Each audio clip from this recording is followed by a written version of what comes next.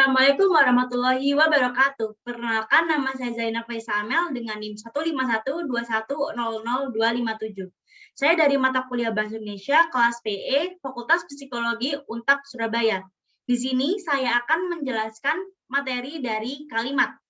Saya akan menjelaskan pengertian kalimat terlebih dahulu. Pengertian kalimat secara umum adalah gabungan dua kata atau lebih, baik itu dalam bentuk lisan maupun tulisan yang disusun sesuai dengan pola tertentu, sehingga pola tersebut memiliki arti. Kalimat yang baik dan benar tentunya memiliki ciri-ciri tertentu, yaitu mengandung unsur-unsur seperti S, yaitu subjek, P, predikat, O, objek, dan K, keterangan, atau disingkat menjadi pola SPOK. Selanjutnya, pengertian kalimat menurut para ahli. Yang pertama ialah menurut Sujono Darjowijoyo. Kalimat adalah bagian terkecil dari suatu ajaran atau teks wacana yang mengungkapkan pikiran yang utuh secara ketatabahasaan. Yang kedua ialah menurut Slamet Munjana. Kalimat sebagai keseluruhan pemakaian kata yang berlagu, disusun menurut sistem bahasa yang bersangkutan. Yang ketiga, menurut Ramlan. Ramlan 1996 mengatakan bahwa kalimat adalah suatu gramatikal yang dibatasi oleh adanya jeda panjang yang disertai nada akhir turun atau naik. Berdasarkan definisi-definisi di atas, dapat disimpulkan bahwa kalimat adalah suatu bahasa terkecil yang berupa klausa yang dapat berdiri sendiri dan mengandung pikiran lengkap. Selanjutnya ialah unsur kalimat. Unsur-unsur kalimat yaitu yang pertama adalah S atau subjek. Subjek adalah unsur pokok dari kalimat. Subjek biasanya berupa kata-kata benda terletak sebelum unsur predikat, dan fungsi subjek ialah untuk menunjukkan pelaku dalam kalimat. Ciri-ciri dari subjek yaitu yang pertama menjadi pokok pembicaraan. Yang kedua ialah subjek berkategorikan nomina, frasa, atau pengganti dari nomina. Yang ketiga ialah subjek tidak diawali preposisi. Yang kedua, P atau predikat. Predikat adalah unsur yang berfungsi untuk menerangkan subjek pada kalimat. Biasanya kata kerja atau kata sifat, tetapi predikat juga dapat diisi dengan kata sifat dan kata benda. Letak predikat di antara subjek dan juga objek. Ciri-ciri dari predikat yaitu yang pertama, predikat membicarakan subjek. Yang kedua, predikat berkategorikan nomina, verba, adjektiva, numeralia, dan frasa preposisi. Yang ketiga ialah O atau objek, terletak setelah predikat. Objek biasanya berupa kata benda atau orang yang menjadi pokok pembicaraan. Ciri-ciri dari objek yaitu yang pertama, objek berkategorikan nomina atau pengganti nama. Yang kedua, objek mengikuti verba aktif transif secara langsung tanpa diawali preposisi. Yang ketiga, objek dalam kalimat aktif transitif dapat diubah menjadi subjek jika dipasifkan. Yang keempat ialah K atau keterangan.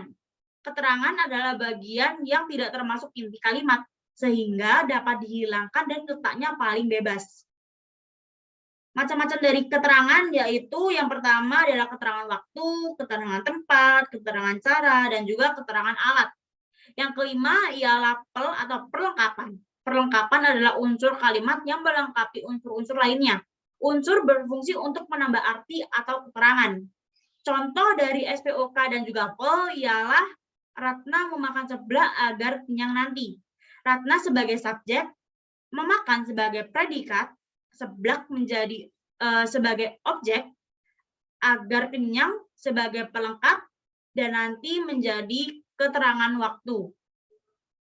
Selanjutnya yaitu ciri-ciri dari kalimat. Yang pertama, jika kalimat lisan, maka diawali dengan kesenyapan dan juga diakhiri dengan kesenyapan. Yang kedua, kalimat aktif minimal terdiri dari subjek dan juga predikat. Yang ketiga, predikat transitif disertai dengan objek, predikat intransitif bisa disertai dengan pelengkap. Yang keempat, menggunakan urutan yang logis di setiap kata maupun kelompok kata, yang dimana mendukung fungsi SPOK dan disusun ke dalam satuan sesuai dengan fungsinya. Yang kelima, mengandung satuan makna, ide atas pesan yang jelas. Yang keenam, yaitu dalam paragraf yang terdiri dari dua kalimat atau lebih, kalimat-kalimat tersebut disusun dalam satuan makna pikiran yang saling berkaitan. Hubungan dijalin melalui konjungsi, pronominal atau kata ganti, repetisi atau struktur sejajar. Selanjutnya yaitu kalimat berdasarkan pengucapan. Yang pertama, kalimat langsung. Kalimat langsung menirukan ucapan orang, biasanya ditandai dengan kata petik, tanda petik. Contohnya, tanda petik berlarilah sampai lelah. Yang selanjutnya yaitu kalimat tidak langsung. Yang pertama, kalimat menceritakan kembali ucapan orang lain. Dan juga tidak ditandai dengan tanda petik dan sudah menjadi kalimat berita. Contohnya, Ratna berkata bahwa ia akan pergi ke mall. Selanjutnya yaitu kalimat berdasarkan frasanya. Yang pertama, kalimat tunggal yang memiliki satu pola terdiri dari satu subjek dan juga predikat. Contohnya, Rara sebagai subjek dan juga menangis sebagai predikat. Kalimat tunggal dibagi menjadi dua. Yang pertama, kalimat nominal atau predikat berupa benda. Contohnya yaitu Reno, siswa kelas 51 atau dibaca menjadi 6. Selanjutnya yaitu kalimat verbal. Predikat berupa latar belakang.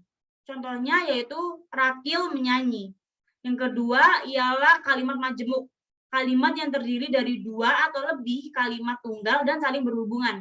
Contoh, Sila memancing dan ibu memasaknya.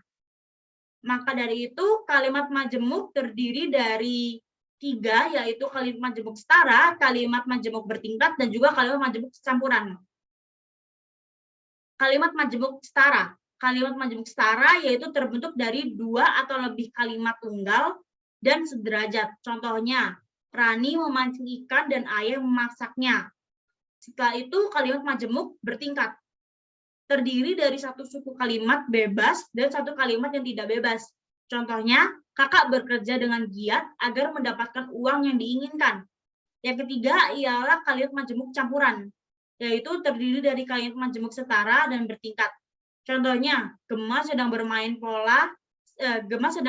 bola, sedangkan ayah sedang memantaunya walaupun ia kecapean sepulang kerja.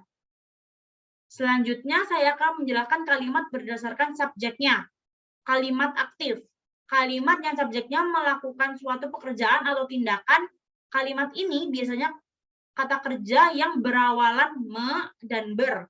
Predikatnya tidak memiliki awalan me saja, misalnya pergi, tidur, dan juga mandi. Contohnya, Risa makan seafood, ayah melihat berita di HP. Yang kedua ialah kalimat pasif. Kalimat yang subjeknya dikenai pekerjaan atau tindakan. Kalimat yang predikatnya berupa kata depan oleh. Contohnya, sepeda dinaiki Risa. L menangis bahagia. Sekian presentasi dari saya. Wassalamualaikum warahmatullahi wabarakatuh.